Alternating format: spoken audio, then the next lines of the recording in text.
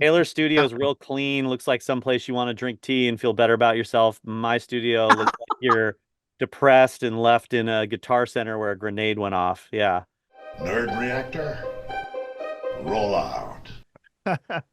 Well, I feel Oh like my if you love the guitar, uh, Andy, your place would be the not depressing one, right?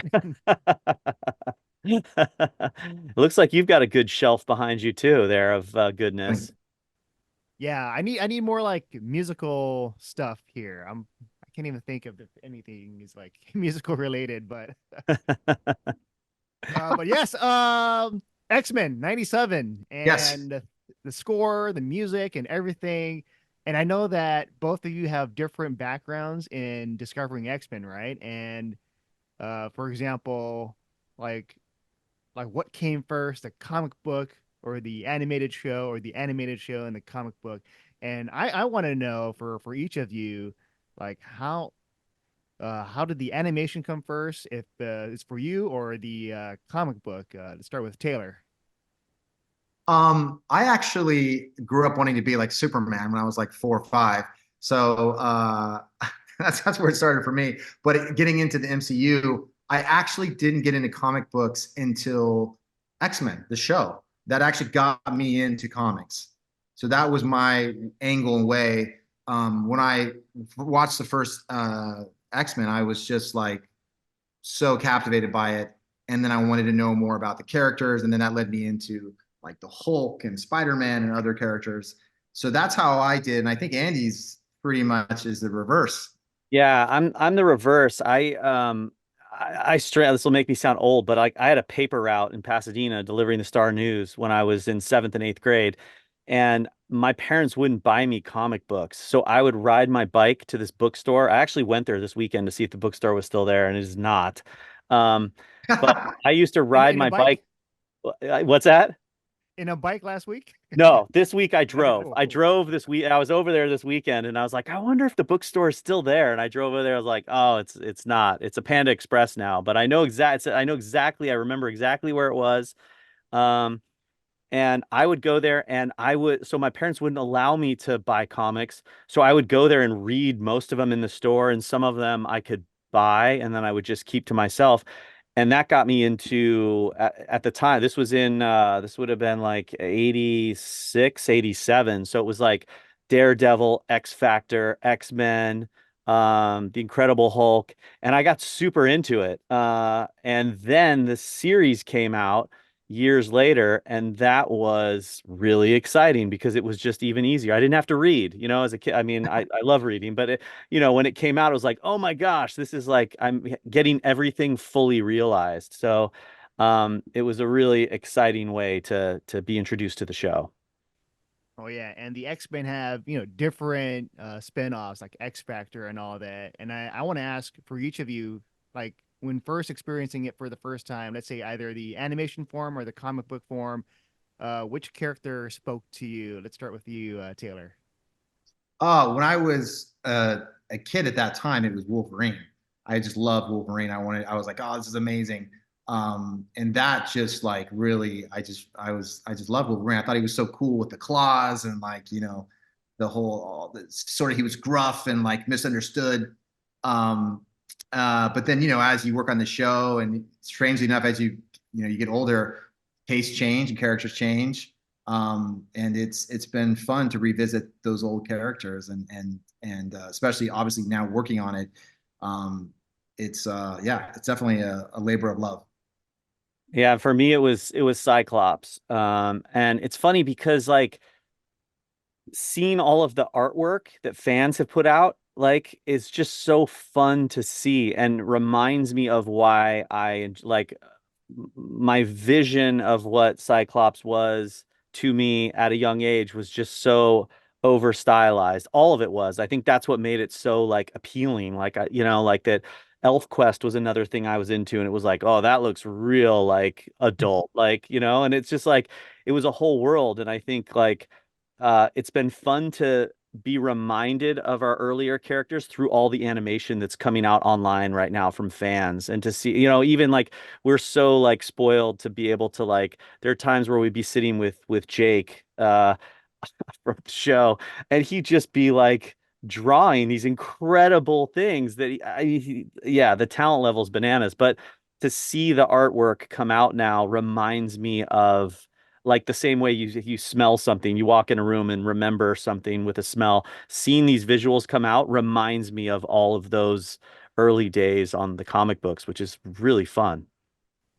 Oh yeah, and just having that, just the blast from the past, that feeling of nostalgia, and then now working on X-Men '97.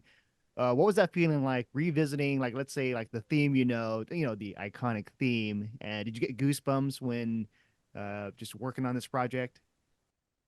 Absolutely. I was talking to I forget who it was the other day, just about how before we would even start working on the episodes as we get the new episodes coming in, Andy and I would just watch the episodes and then call each other and talk about, oh my God, I can't believe, this happened and that happened and how cool it was. And yeah, we definitely, the nostalgia was super duper high for us. And I ended up getting even the old, I don't know if you remember, but the old X-Men video game, the arcade game. I don't even recall those. Yeah. Yes, I ended up, yeah, buying one because it's just, I don't know, it's getting so into it. And yeah, it's so much fun. the Taylor and actual his arcade. assistant Taylor and his assistant play all the time. And at last tally, I think his assistant was like way ahead. Is Lily still ahead, or have you like figured out how to beat her? I figured out how to beat her. Yeah. So you got the actual arcade unit, or Yeah. Yeah. Yeah. okay? Oh It's, man, that's badass. yeah, it's in the corner over here. Yeah. And yeah, for you, Andy, For me, sorry, what was I lost track of it's what about the what the, goosebumps. Working oh, on. oh yeah. I mean, it's just bananas. Like it's just like I think I've said like it was like terrifying, purely terrifying because it's like, hey, like do something with this perfect piece of music. But now that we're through the terror of it, it's really fun. And to have these moments where Taylor and I would be sending ideas back and forth to each other, like micro ideas, like what do you think of this arpeggiation for this thing here and this here, and even tubular bells, like getting into the tubular bells. That was a whole thing that like I had completely forgotten about until recently. But there's only one tubular bell now in this new version, but we would share different ideas with each other based on how sort of the progression of the composing was, or not the composing, but the producing of the piece of music, I should say. Um, so there was a valley of no goosebumps that was filled with terror, and then the goosebumps returned on the other side of that valley. Oh yeah. And with the this project, I was wondering what program you guys use, and when you guys are sharing each other's ideas and let's say the files, is it like easy to read each other's work? Oh, great question. Yeah, we use Pro Tools and Logic. We typically do a lot of writing. Everything kind of is written in Logic, and then everything gets sort of recorded or sent to Pro Tools.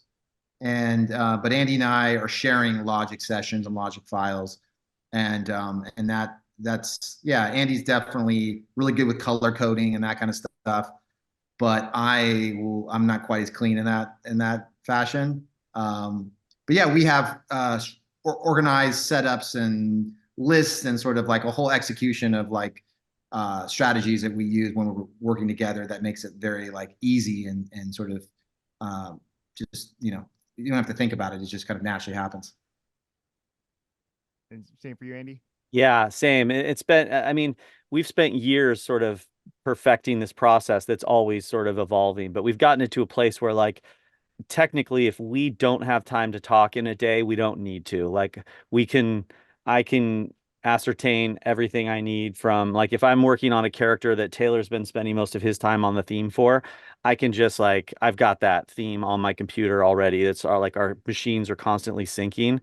So we're pretty good about like keeping track of everything. And especially in this project, they're like the scenes abruptly change so quickly, so many times within an episode. So we'd have to be hyper aware. Like if I'm starting a queue, typically Taylor and I will sort of divide and conquer, but then it all sort of comes together in a bit of a soup. Like I might start a queue, Taylor might finish it.